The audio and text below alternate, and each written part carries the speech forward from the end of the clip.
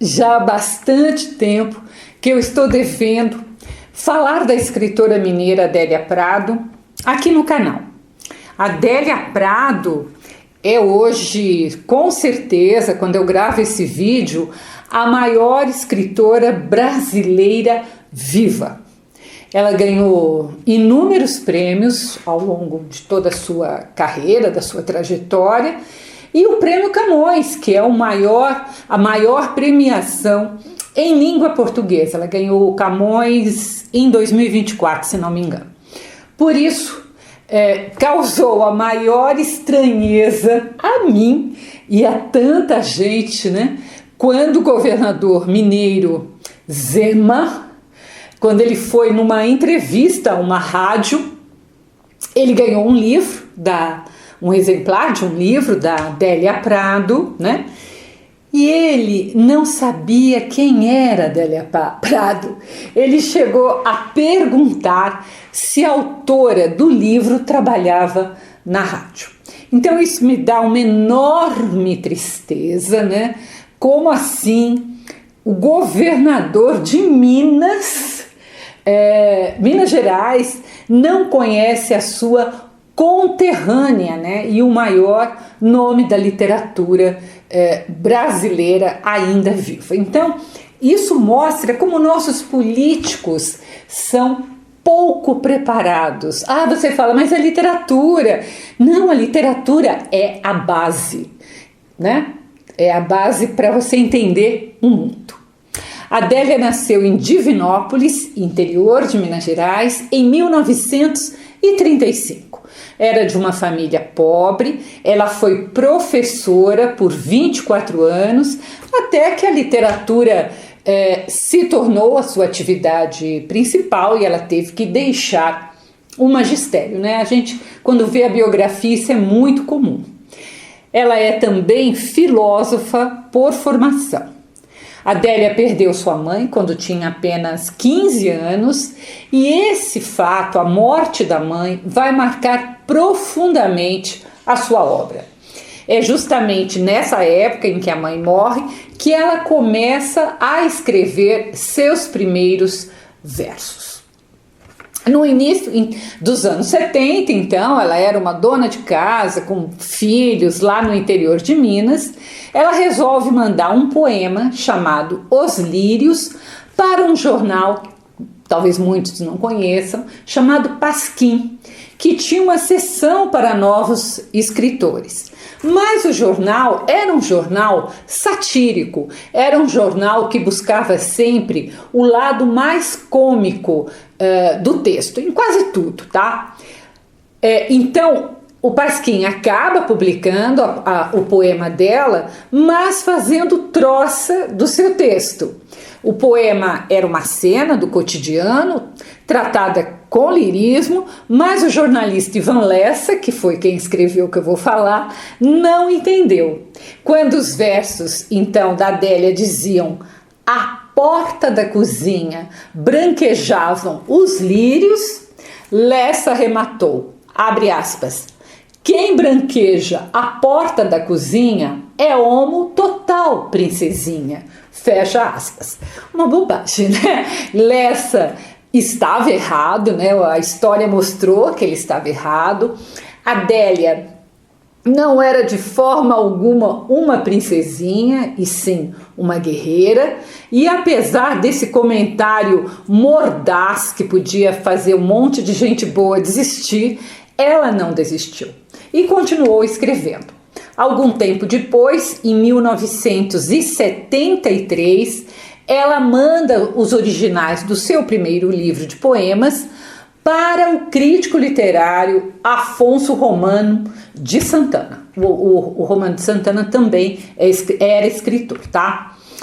E o Afonso Romano de Santana, ele mostra esse original para o Drummond. Drummond fica encantado com a qualidade dos poemas e recomenda a publicação em livro ao editor Pedro Paulo da Sena Madureira.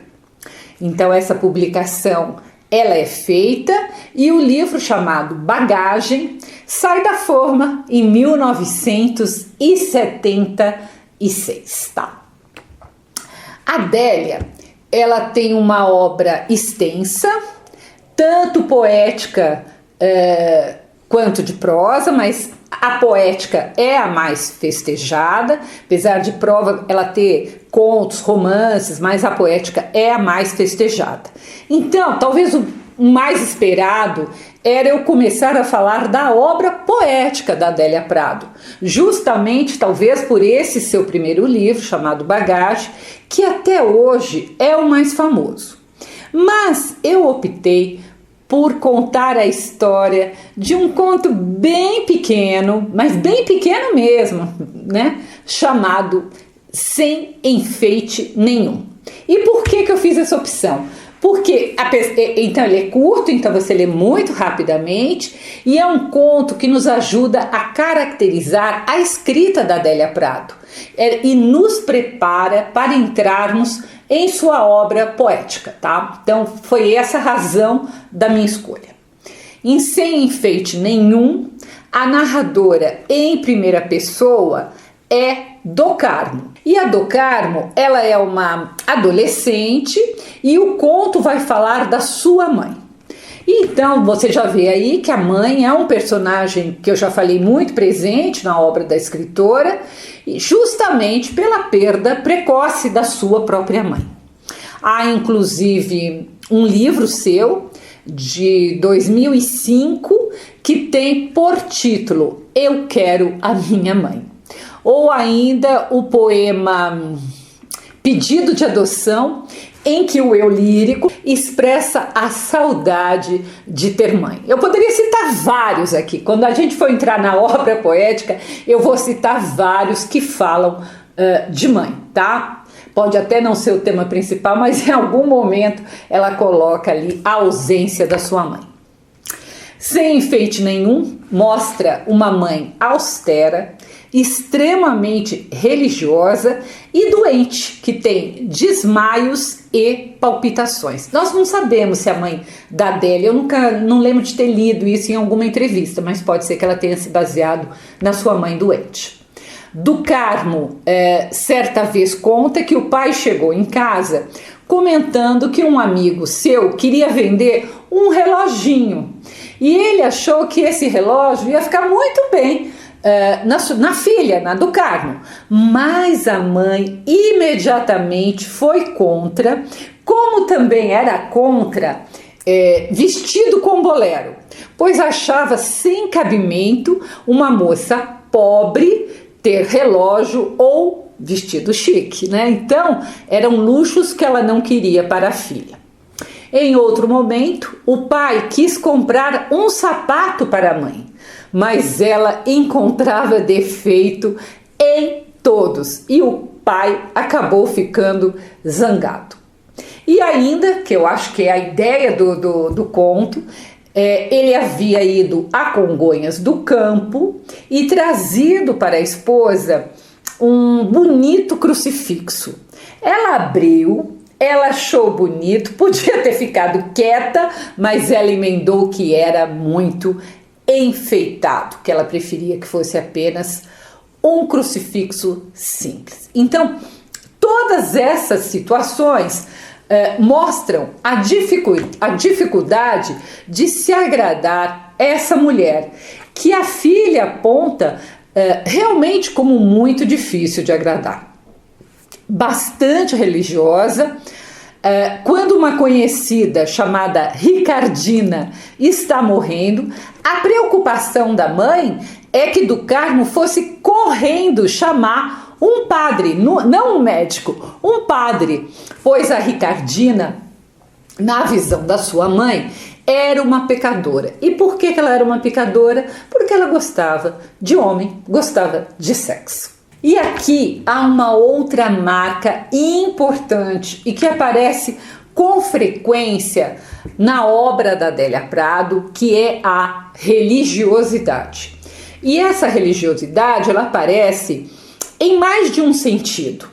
Tanto essa religiosidade repressora, moralista, com a qual ela foi criada, quanto a religiosidade que produz belos rituais. A Adélia gosta muito, falou já várias vezes que ela gosta dos rituais da Igreja Católica. Quero acrescentar que a escritora não é apenas uma mulher católica, mas sempre foi atuante em sua igreja. Eu lembro de uma entrevista no programa Roda Viva, há décadas, em que perguntaram para ela de teatro, ela chegou a dirigir uma peça, mas não enveredou por esse caminho, e ela contou que ela escreveu pequenos textos de teatro com a finalidade única de catequizar.